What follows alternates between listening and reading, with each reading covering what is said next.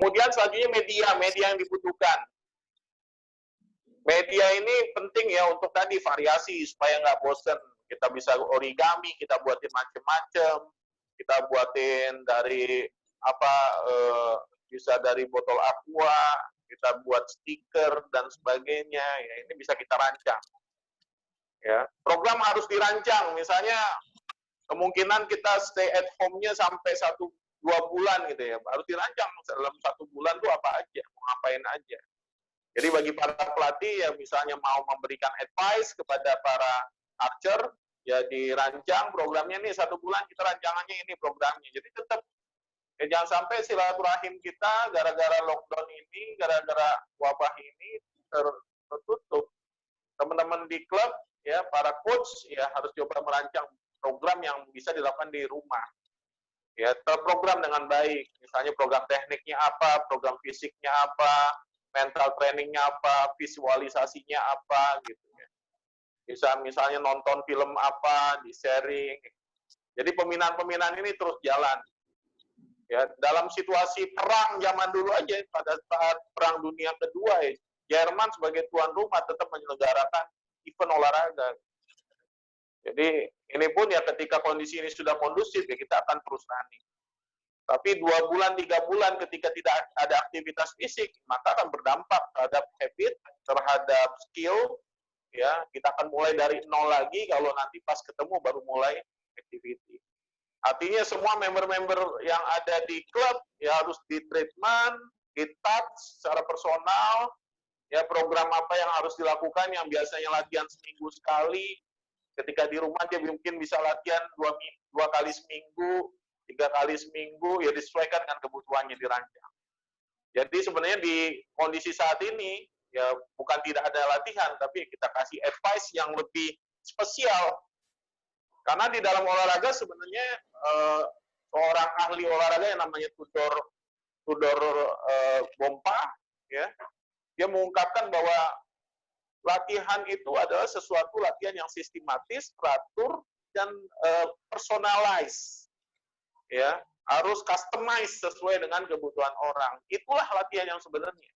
Dan kesempatan inilah sebenarnya para pelatih bisa men-touch secara personal member-membernya sesuai dengan kondisinya. Yang latihan seminggu sekali, 2 kali seminggu, 3 kali seminggu, atau yang sudah intensif. Inilah waktu yang pas buat Anda lebih touch. Ya, ya kalau dia bilang, coach saya nggak bisa mana, ya saya kasih program latihan buat Anda, saya kasih program latihan buat kamu biar kamu bisa terjaga fisiknya.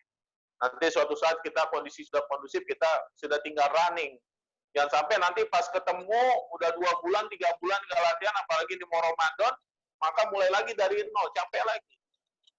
Ya, karena otomatisasi di dalam tubuh ini ya tidak sederhana dibentuknya, butuh proses. Kalau kita shutdown, ya maka ya sangat disayangkan gitu. Kita harus mulai dari awal lagi. Makanya program harus dibuat. Ada challenge-nya, challenge-nya dibuat, dirancang. Ya. Apa minggu ini ada challenge ini, kasih di print. Ya, target-target tertentu, jarak 5 meter, jarak 3 meter dan seterusnya. Ya. Jadi teman-teman sekalian, para coach, ya, orang tua ya bisa sinergi bahwa anak-anak tetap berjalan, bergerak, ya kognitifnya juga bagus, karakter building-nya juga terbentuk, dia punya tanggung jawab terhadap skill-nya. Ini yang paling penting. Benefit-benefit yang harus dibangun di situasi hari ini. Gitu. Jadi sekali lagi bahwa ini kembali ke manajemen diri. Jadi jangan sampai para pelatih gagap dengan kondisi hari ini. Anda harus cepat belajar, cepat move on, ya karena hari ini adalah era disruption, di mana terjadi perubahan yang sangat cepat. Ya, Anda otomatis harus berubah dengan kondisi hari ini yang Anda tidak pernah bisa touch orang lain, Anda touch-nya lewat media. Nah, Anda harus beradaptasi dengan media yang ada. Belajar tentang YouTube, channel, Anda belajar tentang Instagram live streaming, ya, Facebook, dan lain-lain. Ada Zoom, dan sebagainya. Ya inilah memang kondisi zaman yang berubah gitu. Dengan kondisi-kondisi yang ada, ya manusia disuruh berpikir ya untuk bagaimana beradaptasi dengan kondisi yang saat ini melanda kita semua. Sahabat sekalian, selanjutnya prinsip latihan yang harus dipahami, jangan sampai latihan di rumah tadi yang saya sampaikan berlebihan sehingga malah sakit, nyeri, ya badan nggak enak. Ya, maka prinsip-prinsip latihan yang sudah pernah saya sampaikan ini harus dijalankan dengan baik. Prinsip latihan itu ada 3, overload, progression, and specificity. Beban lebih, ya bertahap dan spesifik. Tubuh kita ini terdiri dari ya puluhan otot, ya, dan semua otot-otot ini perlu dilatih dengan gerakan yang spesifik. Nggak bisa dengan panahan saja Anda merasa bahwa Anda sudah bugar semuanya, enggak. Karena komponen fisik kita beda-beda bentuknya, biomekaniknya berbeda, sehingga tidak bisa semuanya bisa ditreatment dengan hanya satu aktivitas. Ya, Anda jogging merasa Anda sudah hebat semuanya, belum tentu. Orang yang hanya rajin main bola saja, push up belum tentu bisa. Karena otot-otot bagian atasnya tidak terbentuk, tidak terlatih. Ya, jadi harus berimbang. Dan prinsip latihan bagi seorang atlet harus holistik, menyeluruh. Semuanya harus ditreatment. Karena kenapa? Ya, supaya mereka memiliki tubuh yang seimbang, proporsional. Sering kejadian di panahan ini, orang-orang ya fisiknya mengalami perubahan anatomi ketika dia latihan olahraga tertentu. Kalau di panahan banyak sering terjadi bahu kiri anak-anak lebih tinggi daripada bahu kanannya. Ini dikenakan apa ya tadi? Tidak balance. Cuma nembak-nembak saja, tapi tidak pernah latihan fisik. Akhirnya tidak seimbang tubuhnya. Ini berdampak terhadap performa. Akhirnya kita lihat atlet-atlet kok, atlet panahan baunya kiri gede sebelah. Tangan kanannya pergelangannya besaran kanan, kiri lebih kecil. Nah ini jangan sampai seperti itu. Makanya prinsip latihan harus dijalankan dengan baik. Jadi yang kedua progression, bertahap. Latihan harus bertahap, pelan-pelan. Misalnya sebulan kemarin nembak 100 anak panah. Nah kalau hari ini mau mulai lagi programnya, ya naikin 110. Ya 110 ero. Jangan berlebihan, 150 langsung, ototnya kaget. Akhirnya tremor, akhirnya ototnya rusak. Jadi kalau udah tremor, udah kenceng, getar semua, itu hati-hati. Kalau tidak kita treatment, fisiknya ditingkatkan, kualitas strength-nya dikuatkan, maka otomatis akan beresiko terhadap sistem saraf ototnya. Ya, akan terjadi cedera. Ya. Kalau ini diteruskan, maka akan terjadi cedera yang permanen, yang mengakibatkan anak-anak terjadi loss conjunction. Ya. Hubungan sistem otot sarafnya akan terjadi loss, sehingga tidak bisa narik lagi. Ini berbahaya. Jadi hati-hati juga, jangan berlebihan. Kemudian variable overload. Ya, berapa frekuensi, intensitas, dan waktu ya latihan kita. Frekuensi latihan, jumlah latihan per minggu bisa Anda sesuaikan dengan program latihan anak-anak yang masih beginner, level 1, biasanya 1 atau 2 kali cukup, ya. Jadi jangan terlalu ini juga, selebihnya mereka suruh main bola, kardionya ditingkatin. Anak-anak yang masih pemula ini kardionya harus ditingkatin. Apa itu kardio? Aktivitas mobilitas otot jantungnya. Di panahan ini otot jantung tidak terstimulasi. Ya, otot jantung distimulasi dengan kardiorespiratory activity. Ya, latihan lari, naik sepeda, ya mungkin mereka nanti main loncat-loncat, main ya, kejar-kejaran, main benteng di rumah, ya, atau berjalan dengan tangan dan kakinya sekaligus, meniru binatang dan sebagainya. Ini dilakukan buat anak-anak yang beginner pemula. Banyak kardionya. Karena kenapa? Gross motor ini, kalau dalam istilah di PAUD itu, gross motor ini, ketika distimulasi fase mereka bertumbuh atau usia dini, ini akan membantu juga smooth motornya, yaitu otot halusnya. Nulis, akurasi. Di panahan ini ketika Anda rilis, ini smooth muscle, ya, atau smooth motor, ya, otot halus yang lembut. Ya. Kalau dia semua fisiknya sudah tertreatment dengan baik, maka otomatis smooth motornya juga akan bagus. Makanya sering diabaikan latihan panahan ini, nggak boleh lari, misalnya. jogging, latihan kardio ini bagus, teman-teman sekalian. Kardio ini bisa meningkatkan kapasitas aerobik kita. Sehingga ketegangan, sistem recovery itu lebih cepat karena otot jantung sebagai regulator ini akan membantu mempush ya nutrisi, kemudian oksigen ke dalam seluruh tubuh. Jadi sangat bagus. Ya. Frekuensi latihan buat anak beginner. Nah, buat yang advance ya disesuaikan. Kalau mau setiap hari latihan silakan, tapi tetap harus dikasih 1-2 hari libur. Nggak boleh tiap hari activity. Ya, atau latihan. Ya, jadi hari Sabtu setengah hari, Minggu libur. Nggak boleh terus latihan. Wah, itu akan merusak otot. Tubuh tetap butuh istirahat. Ya, jadi kalau nggak diberikan space istirahatnya, otot kita akan stres, bukan bertumbuh, malah dia akan rusak. Maka dia stres, kalau dia stres dia bisa tremor dan sebagainya. Intensitas, ya beban yang diberikan berapa? Ya tadi, ditanya dulu anak-anak di kontak, ya. Kamu biasa latihan udah berapa kali? Seminggu 3 kali, coach. Ya, kemudian berapa anak panah targetnya? 70. Ya udah kamu nanti targetnya 70 dulu ya minggu ini. Ya, dilihat, dievaluasi, nanti 2 minggu lagi naikin 80 euro ya, dan seterusnya. Maka saya yakinkan nanti setelah COVID ini selesai, lockdown-nya selesai, kita akan melihat anak-anak ya fisiknya berubah. Ya, lebih gampang di treatment. Jadi, ini teman-teman sekalian, ini manfaatkan waktu ini untuk benar-benar untuk mengkatalisator. Karena kenapa ya, aktivitas anak-anak sekarang ini nggak begitu banyak di rumah. Ketika Anda memberikan penugasan yang bertahap, yang smooth, ya maka ini akan mengkatalisator kondisi mereka. Dan ketika ketemu pada saat latihan, lebih nyaman. Ya, nggak perlu palingan adaptasi jarak doang gitu, jarak 10 meter, 15 meter, atau yang sudah olimpik, ya sudah gampang ke 40, ya 50 dan 70 dan seterusnya. Jadi jangan disia-siakan gitu. Kita jarang banget dapat kesempatan ketika anak-anak punya waktu yang lebih. Selama ini cuma sejam setengah. Hari ini anak-anak berjam-jam di rumah.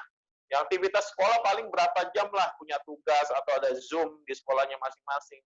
Tapi selebihnya mereka kosong. Ya, kita bisa treatment ini. Yang terakhir time waktu.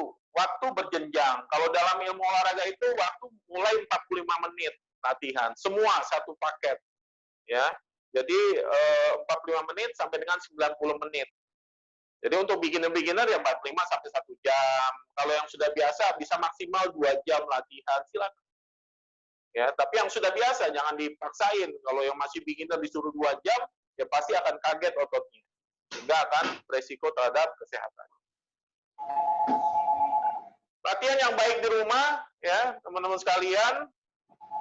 Latihan tuh ada 4 ya, latihan teknik, latihan fisik, latihan mental, dan pemulihan. Jadi kalau bagi para member, anak-anak, tekniknya masih kurang, perbanyak di latihan tekniknya. Ya, perbanyak di sini.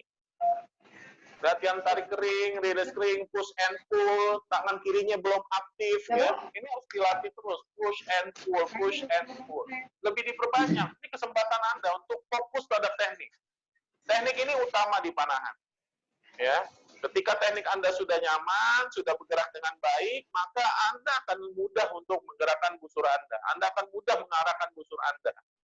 Ya, ke akurasi yang maksimal. Jadi teknik ini selesaikan. Ya, yang rilisnya masih kurang bagus bisa disempurnakan. Di sini kesempatan. Ya, jadi ini kita harus manfaatkan. Ya. Yang kedua latihan fisik. Nah, ini saya sampaikan latihan fisik, kardio, flexibility, strength, endurance, akurasi, balance. Ini kardio utama. Jadi dahulukan naik sepeda dulu. Kalau misalnya bisa di depan rumah naik sepeda atau lari-lari ngelilingin meja makan boleh, atau meja makan dari dapur dari ruang makan ke ruang tamu ya boleh, jogging dulu 10 menit 15 menit silakan, lari kecil, jalan atau loncat-loncat ya. Kardio nih, tingkatkan kardionya. Kemarin saya dapat rapat di Pimpres PB Perpani ya. Kemarin atlet-atlet kita di Manila itu yang bisa dapat medali itu adalah anak-anak yang kardionya bagus, yang VO2 max-nya bagus. Ya, jadi kenapa? Karena VO2 max bagus, tingkat kecemasannya akan rendah. Oh, di tingkat internasional ini kan sebenarnya paling perang paling besar itu mental. Nah, mental itu bisa diminimalisir, bisa diredam tegangannya ketika sistem jantungnya bagus. Jadi hati-hati teman-teman sekalian yang menganggap bahwa wah kardio nggak penting nih karena kan kita nggak banyak bergerak. Penting, tingkatkan kapasitas aerobik anak-anak. Ya, sehingga dia tadi ketegangannya rendah, kecemasannya rendah. Ini dalam ilmu mental training juga diajarkan. Ya, untuk menurunkan mental ketegangan ketika bertanding dan sebagainya, ya tingkatkan kapasitas aerobik. Maka kita akan menang. Sama misalnya hari ini Bapak Ibu tegang mulu, latihannya kardio di rumah tiap hari, ya nggak bakal stres, jadi lebih rileks tubuhnya. Karena kenapa? Suplai oksigen tinggi. Suplai oksigen tinggi, jadi nggak cemas, nggak mudah stres. Ya, apalagi saat ini ya, nyari duit susah, ya aktivitas susah, nggak ada, ya activity, maka ya redam dengan banyak aktivitas olahraga yang positif. Ya, latihan flexibility, latihan kelenturan, kekuatan, endurance, akurasi, balance, ini dilatih. Ya, ini di luar latihan kita shoot anak panah ya. Jadi kelenturan dilatih, otot-otot yang biasanya tegang dilatih, kekuatan. Latihan kekuatan itu adalah 1 kali angkatan maksimal. Ya, misalnya kita dumbbell kuatnya 10 kilo, itu angkatan maksimal, itu namanya kekuatan. Kalau endurance, daya tahan kekuatan otot kita untuk melakukan gerakan berulang-ulang. Itu endurance, daya tahan. Di panahan dipakai 2 ini, strength and endurance. Ya. Jadi untuk melatih strength itu latihannya lambat. 1. Misalnya mau narik karet pelan-pelan 1, ya. Tambah karetnya boleh 2, pelan-pelan. 3, itu kekuatan.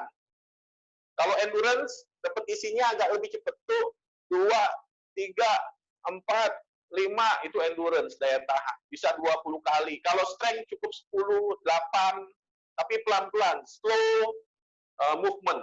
Ya, dengan gerakan yang lambat. Ya, endurance. Akurasi, Anda bisa latihan akurasi dengan tadi melakukan penembakan jarak pendek, latihan balancingnya dengan core, latihan plank, dengan variasi plank dan lain-lain. Latihan mental Anda bisa ikut challenge-challenge ya. Tadi nih makanya pelatih-pelatih kalau didesain latihan challenge-nya, ya insya Allah ini anak-anak akan menjadi salah satu destinasi. Karena kalau latihan gitu-gitu aja pasti bosen. Ya, pasti bosen. Jadi Anda bisa kasih challenge, tiap minggu kita ada challenge ini nih. Ya, atau aduan. Oke nih, di Zoom aduan antara si A, si B ya. Yo, berapa skornya? Ya, kalau mau kasih hadiah kurma, minyak goreng yang lagi dibutuhkan nih saat ini. Ya. Buat target skor, misalnya ketika pakai latihan spot, ya, skornya sekian dan sebagainya. Terakhir yaitu pemulihan, recovery otot-otot, ya. Jadi ini teman-teman adik-adik yang mungkin fisiknya lagi masalah, ada yang suka sakit, nah ini diperbanyak, ya, diperbanyak untuk melakukan pemulihan, dimasas, ya. Nanti saya akan kasih sesi khusus untuk bagaimana teknik masas, ya, untuk otot-otot yang cedera bagian kiri bagaimana, kanan, ya, biar nanti teman-teman bisa paham bagaimana mentreatment anak-anak, member, dan sebagainya. Saya akan kasih sesi khusus. Stretching, ya. Stretching ini harus diperbanyak, latihan berat, maka stretchingnya juga harus lebih banyak. Jadi prinsip latihan pemulihan ini, beban besar, ya pemulihan juga harus besar. Jangan sampai Anda latihan udah jor-joran, tapi pemulihannya kurang, maka otomatis akan sakit. Sehingga besok nggak bisa lakukan latihan lagi. Banyak orang lari langsung sejam gitu kan, besok cedera otot betisnya, maka otomatis bisa latihan lagi.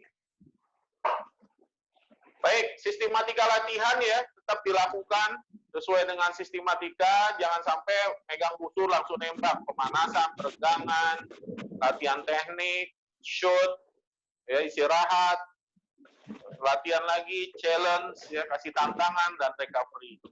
Jadi ketika berada di rumah ini, Anda bisa latihan, hari ini latihan nembak dan latihan teknik, besok fisik, ya, besok nembak lagi, besok lagi fisik, dan sebagainya. Itu bisa divariasi. Dengan waktu yang banyak ini, ya Anda bisa maksimalkan itu.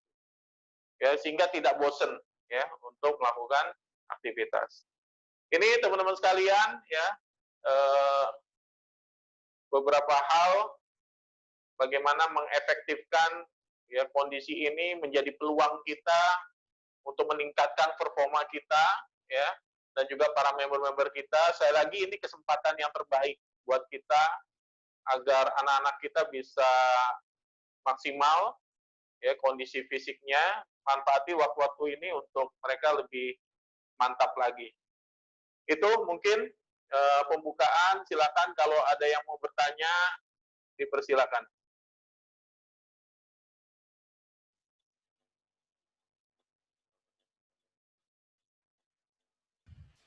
Oke, akan saya unmute semua. Silakan bagi yang ingin bertanya. Jadi ini sudah ada beberapa ya, beberapa materi dari lockdown terkait dengan realita yang sekarang, manajemen diri kita, gitu ya.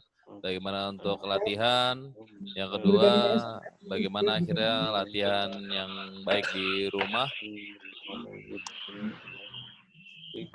terus tadi terkait dengan prinsip latihan, variabel overload, terus latihan yang baik di rumah tadi ada latihan teknik, fisik, mental, dan juga pemulihan, dan terakhir terkait dengan sistematika latihan. Baik, akan saya unmute semua. Silakan bagi kawan-kawan yang ingin bertanya, dipersilakan.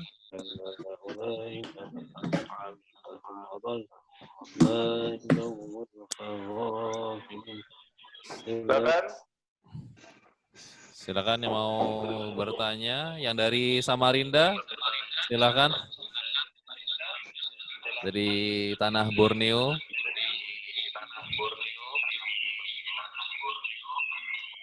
Atau yang dari Malang, silakan nih. Kediri, Coach Arif.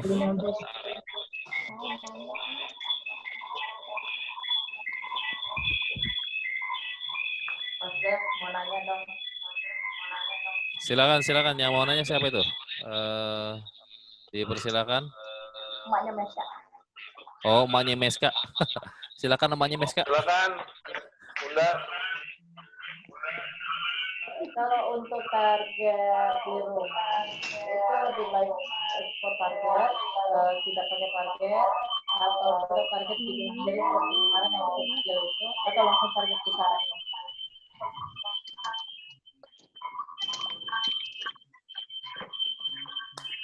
Kurang jelas kayaknya. Atau gini, enak mungkin di chat aja kali ya, di chat biar jelas. Ini ada yang di chat Coach Dev. Kalau latihan dalam seminggu idealnya berapa kali? Ya. Dari Wahyu Dwiono. Ini dari mana nih Wahyu Dwiono nih? Jadi kan latihan itu sebenarnya dalam ACSM ya, American College Sport Medicine, itu seminggu 3-5 kali. Ya, 3-5 kali. Jadi buat mereka yang sudah biasa boleh 5 kali lebih ya, kayak atlet kan misalnya di Ragunan itu pagi sore sampai Sabtu mereka kurang lebih 11 sesi latihan ya. Jadi buat kita yang maintain aja itu 3-5 kali. Jadi kalau misalnya selama ini kita latihan seminggu sekali ya sebenarnya masih growth, istilahnya menumbuhkan adaptasi. Ya, tapi kalau ideal 3-5 kali seminggu. Kalau Anda punya program yang lebih ini ya sampai 5 kali tadi. Jadi bisa dari 3 sampai 5. Durasinya tadi 45 menit sampai dengan 90 menit. Begitu.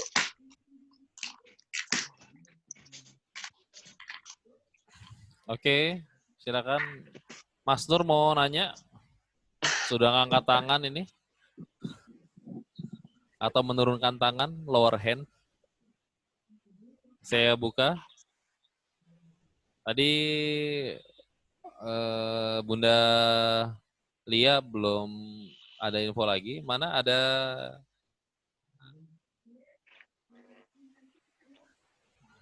Bunda Lia?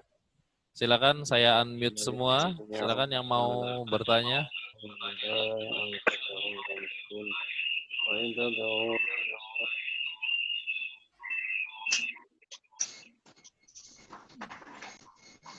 Atau bisa di chat pertanyaannya. Dipersilakan. Privat. Privat. Atau gini, mungkin ini tadi dari Mama Meska nih. Di rumah sebaiknya dengan jarak pendek, blank shoot, spot target yang diameter 1,5 cm atau target level 4 untuk latihan di rumah. Bisa dilihat di chat pertanyaannya Coach Dev. Jadi kalau latihan di rumah itu karena jarak mungkin pendek ya, fokusnya kalau di latihan pendek itu fokus di akurasi, tingkat fokus yang tinggi ya. Jadi untuk jarak pendek itu biasanya kalau di pelatnas itu kita lakukan 5 meter. Jarak pendek itu biasanya dilakukan untuk para atlet, pertama untuk perbaikan teknik. Ya, untuk perbaikan teknik, yang kedua untuk meningkatkan fokus. Jadi pakai spot-spot yang kecil-kecil gitu, seperti uang logam gitu. Jadi diarahkan mereka untuk lebih detail lagi gitu dalam memanah di jarak-jarak pendek ini. Ya, kemudian fokus di tekniknya. Ya, sampai anak panah tuh berkumpul di satu titik misalnya. Tapi kan nanti beresiko terhadap kerusakan nok ya kan. Makanya dipisah-pisah aja. Poin-poin ya ditempelin ya, bentuk poin gitu pakai stiker atau mungkin nanti pakai double tip ya, warna-warni pakai origami, ini bisa dilakukan. Perbanyak aja itu sehingga tingkat fokus anak-anak akan lebih tinggi. Nanti ketika dia dapat target, ya, sekali-sekali nanti dites pakai dengan yang level 4. Nah, ketika level 4 pasti nggak jauh keluar dari poin 10 atau X. Ya, karena kenapa? Ya, habits-nya terbentuk untuk fokus yang tinggi. Ya. Kemudian selanjutnya tadi perbaikan teknik. Perbaikan teknik akan lebih efektif di jarak pendek. Karena fokus kita terhadap jarak jauh atau target akan nggak begitu dominan. Yang dominan adalah bagaimana bisa nyaman memanah. Yang ketiga yaitu misalnya anak-anak sudah nembak jarak jauh, 40, 50 meter, 70 meter. Nah, untuk membiasakan tangannya, kalau 70 meter kan biasanya tangannya harus lebih tinggi. Nah, ketika nanti di lapangan biasanya belum biasa. Anda bisa lakukan itu di jarak 3 meter atau 4 meter. Dengan visir yang biasa digunakan 40 meter, 50 meter, sama 70 meter. Sehingga anak tangannya biasa. Ya. Anak-anak yang nanti ke outdoor biasanya nanti akan berdampak terhadap tangan kirinya, akan lebih berat. Tangan ketika diangkat lebih dari 90 derajat, ini bebannya lebih besar daripada di bawah. Karena menahan gaya gravitasi yang tinggi. Nah, Anda bisa latih ya dengan jarak 3-4 meter, ya dengan visir 70, 50 meter, dan 40 meter. Sehingga nanti ketika nanti di lapangan, anak-anak udah terbiasa tuh. Jarak 70 dengan tangan yang lebih high, lebih tinggi, 50, 40, dan seterusnya. Jadi, ini yang dimaksimalkan ya Bunda Meis, supaya terbiasa anak-anak. Ya, jadi kalau poin-poin nanti agak boring ya gunakan lebih kecil lagi ya, sehingga lebih maksimal tingkat akurasi dan fokusnya. Begitu. Oke, dipersilakan bagi yang ingin bertanya lagi. Ini masih ada waktu sekitar 6 menit. Dipersilakan yang mau bertanya.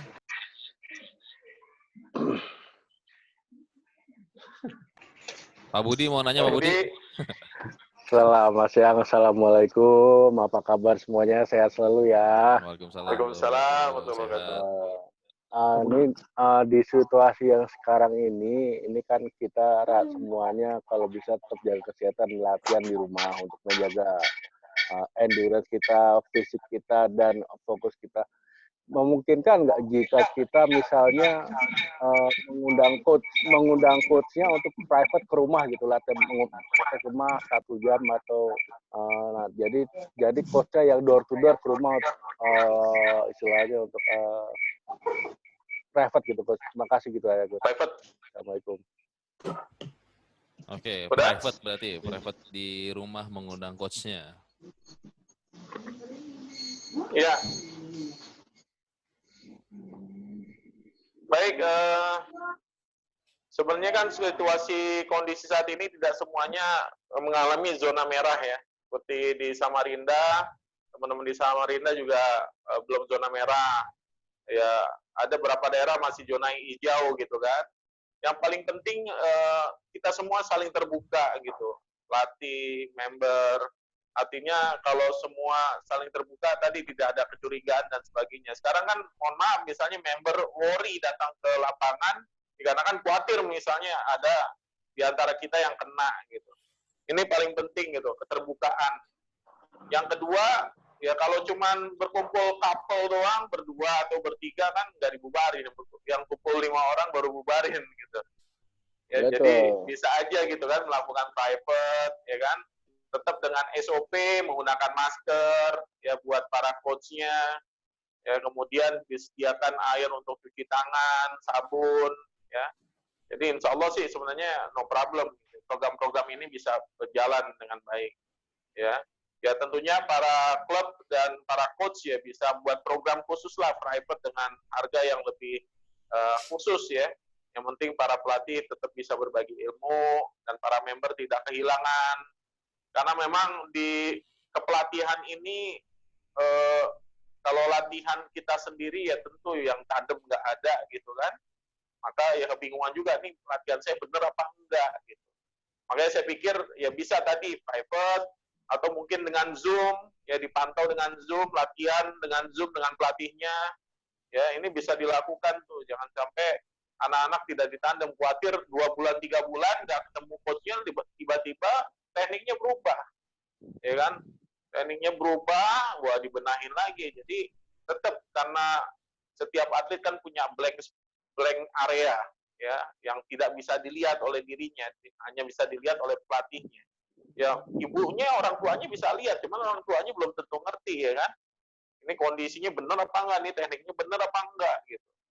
Ya, ngasih masukan juga belum punya kapasitas gitu kan. Jadi ya kembali lagi bahwa pelatih juga bagian yang terpenting dalam pembentukan. Jadi ya keberadaan kehadiran pelatih ya, entah dengan media apa, bisa datang langsung alhamdulillah, nggak bisa datang ya minimal Zoom. Coach, saya mau Zoom sama coach, saya mau latihan. Ya silakan. Ya bisa diatur seperti itu. Ini kan kita mengoptimalkan dengan kondisi yang saat ini terjadi ya di sekitar kita. Gitu Pak Budi. Oke, terima kasih.